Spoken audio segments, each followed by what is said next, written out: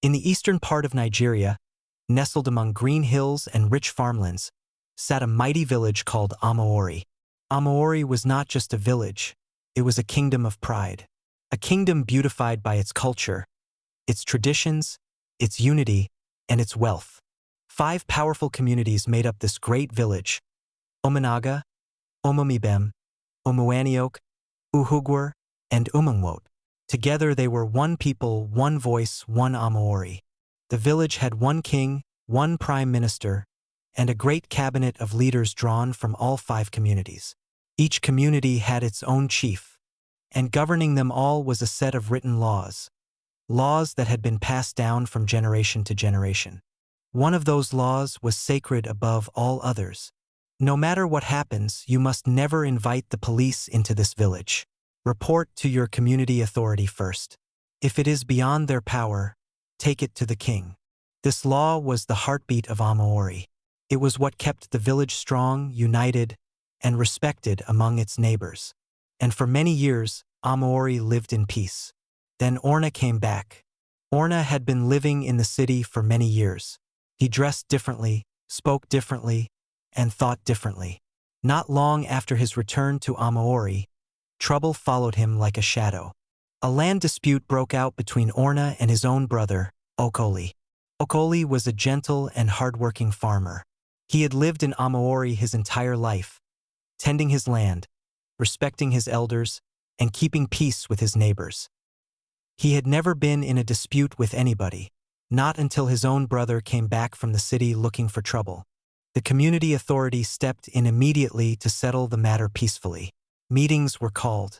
Elders sat together. Everything was moving in the right direction. But Orna was not interested in peace.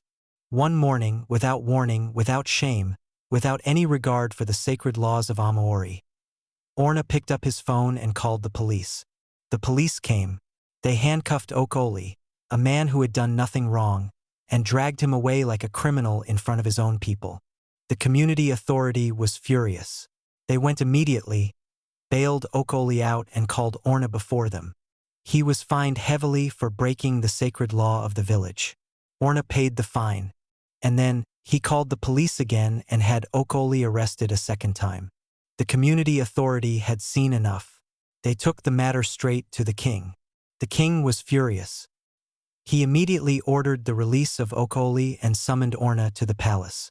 The meeting was tense. The king spoke with authority, but Orna sat there with arrogance in his eyes, fire in his heart, and disrespect on his lips. He stood up, turned his back on the king, and walked out of the palace. The whole of Amaori held its breath. Days passed.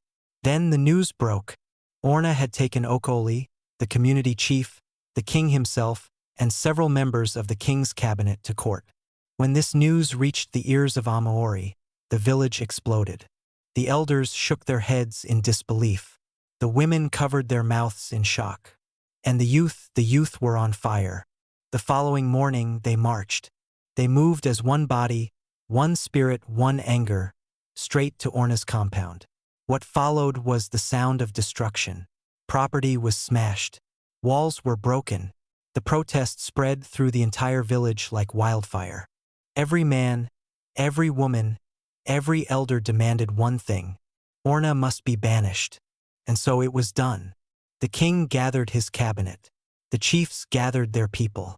And with one united voice, Orna was banished from Amaori forever. He left the village he was born in, not as a hero, not as a man, but as a disgrace. The lesson is this: no matter how long you stay in the city, no matter how much money you make, no matter how powerful you think you have become, when you return to your roots, respect the laws of your people. A man who disrespects his own community has no home anywhere in this world. Amaori is still standing. Orna is still wandering.